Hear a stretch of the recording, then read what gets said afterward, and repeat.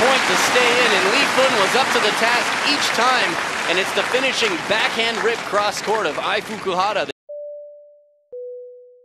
When I first came to Japan, I made the mistake of referring to this particular sport as ping pong, and I was ceremoniously laughed out of the room. Of course, the sport's proper name is table tennis, and if you didn't know, it's a very big deal. Here you can see the regional championships for boys at the junior high school level from several years ago, and you can see the advanced level of which they're playing at. When you talk of table tennis, there's no name that rings out more than the name of Fukuhara AI in this country. She is known for this particular sound that she made after her winning points. Fukuhara AI is the definition of a child prodigy. She has been in the public spotlight since she was a young kid, and in the Beijing Olympics, she won a bronze medal. Now she's in the news, but for a different reason. At that time, Mr. Ko and Miss Ai Fukuhara had 2 children, but it was decided that the children will be joint custody of Mr. Ko and Miss Ai Fukuhara. After that, the 2 children lived with Mr. Ko in Taiwan. However, on July 23, 2022, when Mr. Ko handed over his son to Miss Ai Fukuhara at the airport in Taiwan for purpose of meeting and contact, Miss Ai Fukuhara did not return her son even after the planned period of meeting. This footage comes from the press conference of the Taiwanese ex-husband of Ai Fukuhara, who is making a petition to see his son, whom he's not seen in a calendar year. And unfortunately, Japan remains one of the countries that has not signed the Hague Convention, to where children have rights under both parents, allowing for one parent to unilaterally essentially kidnap the children and take them back to Japan, as appears to be the case here. Although this is an unfortunate situation, and it's probably going to create a level of international conversation to the point where someone's going to have to make a decision about this, what I want to illustrate in this video is how environment is the chief arbiter of behavior. Claire Huxtable. She was uppity, y'all. Bottom line. Oh, really? Oh, girl, stop. Y'all know that Claire was way. She was. Come on. There was a time where you literally could not say a bad word about Claire Huxtable. She was the loving wife who took care of her family while being a lawyer. Although she had a very strong female demeanor, she was the quintessential modern woman. And fast forward 35 years, she's uppity. That is a clear change of how environment shapes behavior. See you soon, baby. See you in a minute. Love you. Non, tu mets dans ta chambre parce que là, tu tombes en punition. C'est vraiment dégueulasse ce que tu as fait. C'est vraiment dégueulasse. We all know that Keke Palmer is the quintessential representation of the modern woman. In this particular situation, she's out with Usher dancing in front of him while she has an infant at home with the father taking care of the child. When the father made a tweet saying, "You shouldn't be out dressed like that in public," the environment reprimanded not her, but him. Another representation of the 2023 modern woman, Pinkydoll. Yes. Ice cream so good. Ice cream so good. Gang. That was good. Lemonade. Ooh. Yes. Balloon. Yes. Yeah, strong woman.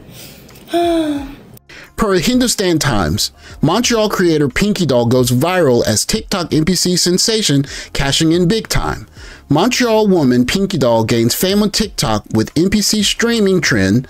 Fans shower her with gifts during live streams, earning her up to $7,000 per day. Montreal woman Pinkydoll gains fame on TikTok with bizarre NPC streaming trend. Fans shower her with gifts during live streams, earning her up to $3,000 per stream. And I'm imagining these are in Canadian dollars, so it's probably on par with American dollars. But you can see that this again is a testament to a new environment. Environment changes, behavior changes. We'll get back to her in just a moment, but there's something I want to talk about. I really appreciate the people who make comments under my videos. One particular gentleman wrote a quite lengthy post, and in it he had some bullet points, and one of them was Robert BRIFFAULT's law. I looked it up and I realized I had heard about it. I just did not know the name of it. So with that said, I want to read that into the record of my videos. Robert BRIFFAULT's law explains women are hypergamous and that they generally look to marry up. In other words, they are in relationships for the benefits a man confers upon her. The female, not the male, determines all the conditions of the animal family. Where the female can derive no benefit from association with the male, no such association takes place. So this is a quote from one of his books, I believe. The corollaries to his law: 1.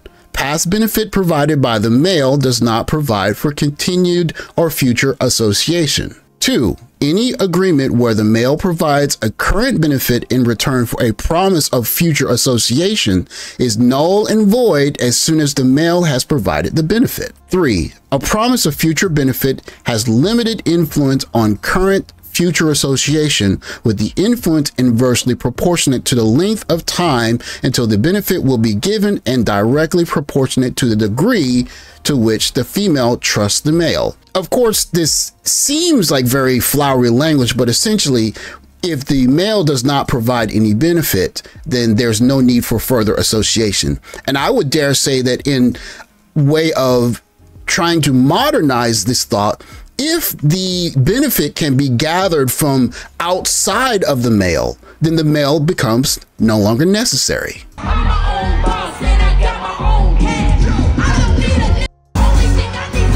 2, 1, 0. I put you to bed. What are you doing here? Go back to bed. Okay, then I'm coming with you. Okay, guys, I gotta go. Gotta put my son to bed because he wake up. See you in a minute. As you can hear in the background, she has a son. And while she's online making these very large sums of money, and more power to her, her son's doing something. I don't know if she's married, but my gut tells me that at least if the husband's there, he's not doing anything because the kid is interrupting her streams. But if you have an environment where, 1, you don't have any stigma around being a unwedded mother, and 2, if you can make your own money and you're a boss bee so you don't need anyone, then it just undermines the need to associate with a male. If there are problems with the child down the line because they don't have access to a caring father, we'll worry about that later. Live the lifestyle that you can live and all the other things fall into place.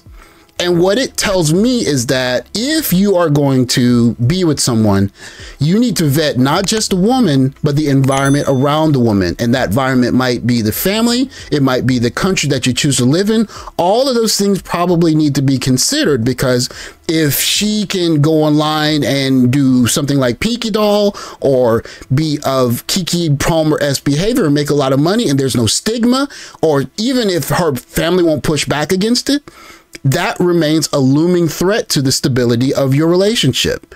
And some people can call it oppression of women if you want. I would just say it's just the homework necessary to make sure that you can keep your family together. Because like the law says, once the benefit of the male gets outweighed by either not being associated with him or just being able to live life without him, what's the point? Maybe she leaves and you're fighting to see your kids. Thanks for watching. Like, subscribe, comment below. I'll catch you guys in the next video. Take care, guys.